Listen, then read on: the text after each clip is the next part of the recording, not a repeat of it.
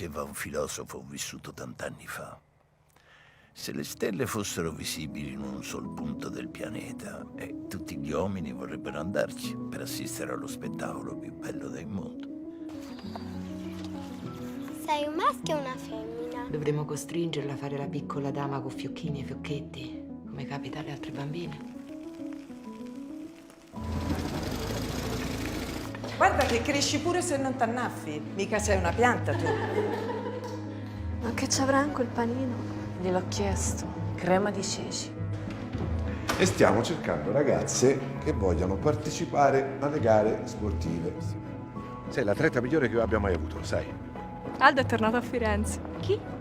Come chi? Aldo, il tuo amico del Popolino, non te lo ricordi? Ciao. Ciao Aldo, non t'avevo visto. È stato deciso che sarai tu a pronunciare il giuramento di fedeltà alla patria fascista davanti al pubblico. Io e tua madre t'abbiamo cresciuta libera. Devi decidere da sola. Non c'è nessun buon motivo, tranne la crudeltà.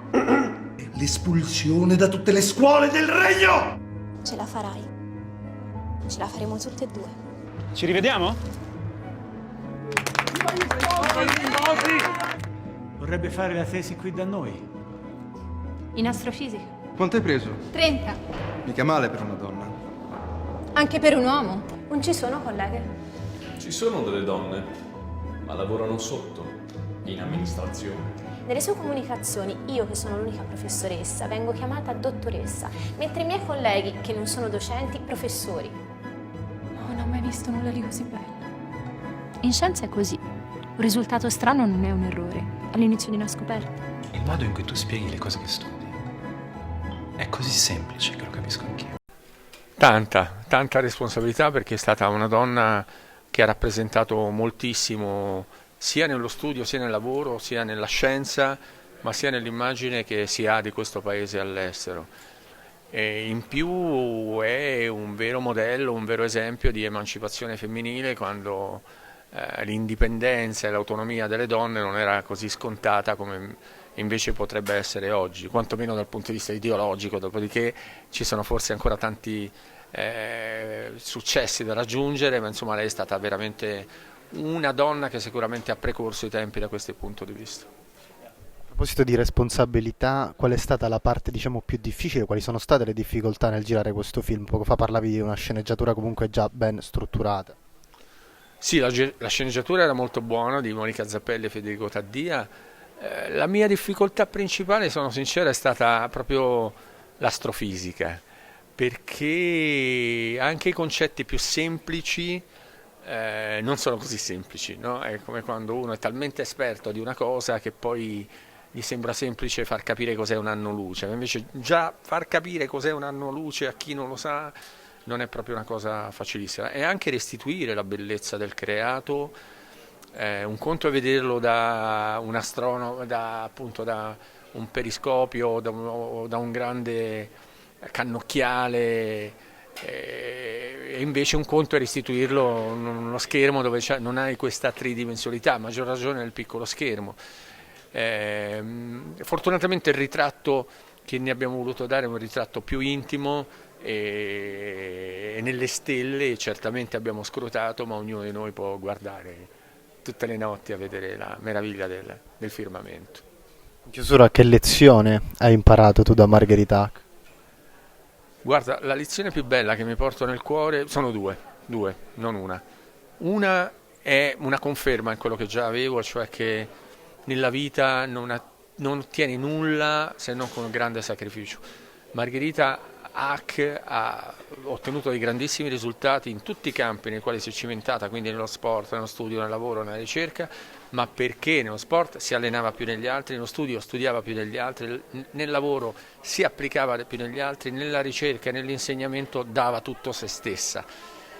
L'altra è la schiettezza, che io non è una mia caratteristica diciamo primaria, sono più un partigiano così della riconciliazione e della diplomazia, che per carità anche quello può essere un pregio, però invece la franchezza, l'essere diretta di Margherita Hack è una cosa che mi porterò nel cuore.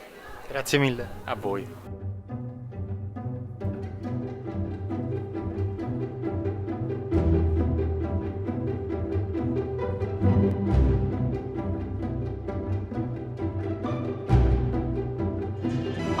mia storia. Sono Margherita.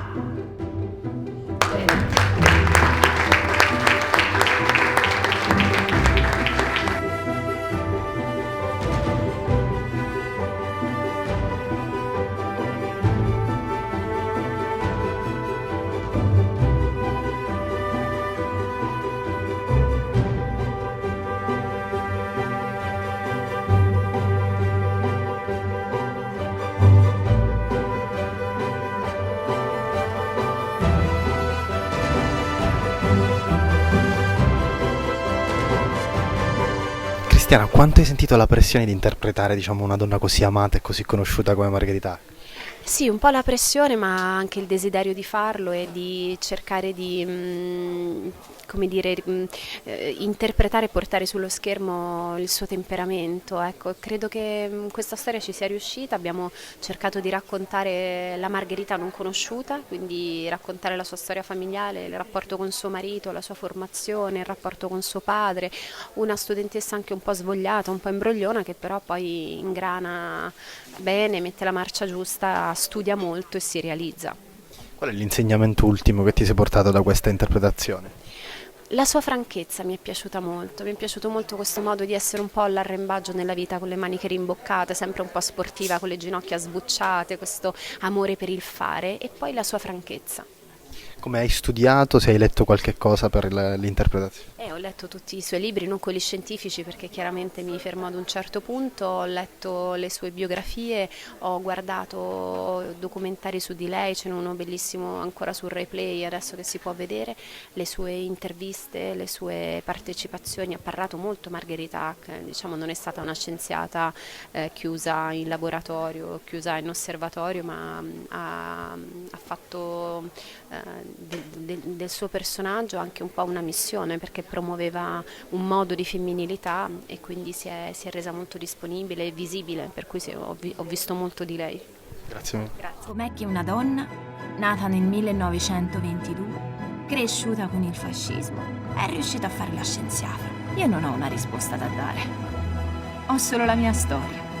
Sono Margherita Hack.